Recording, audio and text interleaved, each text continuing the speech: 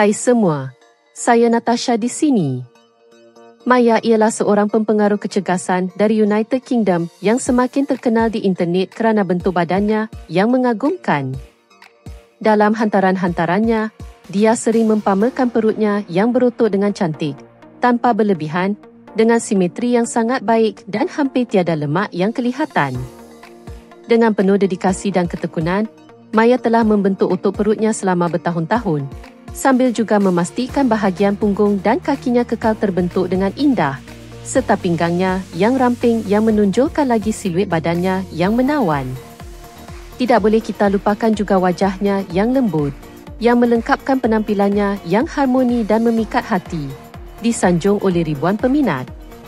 Berazam untuk mencapai matlamatnya, Maya mula melakukan latihan angkat berat sejak usia muda dan sejak itu dia terus memperbaiki bentuk badannya dengan begitu mengagumkan seperti yang kita dapat lihat dalam begitu banyak gambar yang dikongsi di media sosialnya.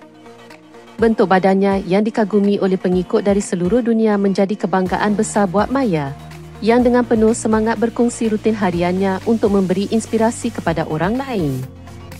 Maya kini berlatih kira-kira 5 kali seminggu dan mengekalkan pemakanan yang bersih. Dan hasilnya dia telah mengumpulkan lebih kurang 2.5 juta pengikut di Instagram, di mana dia setiap hari memberi inspirasi dengan disiplin dan perkembangan dirinya.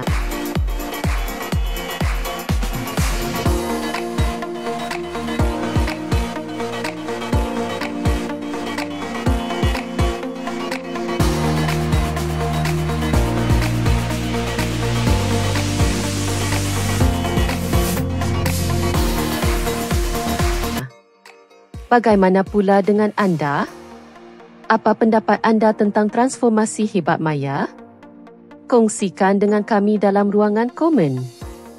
Jangan lupa untuk melanggan saluran kami dan berikan sokongan dengan tanda suka. Jumpa lagi.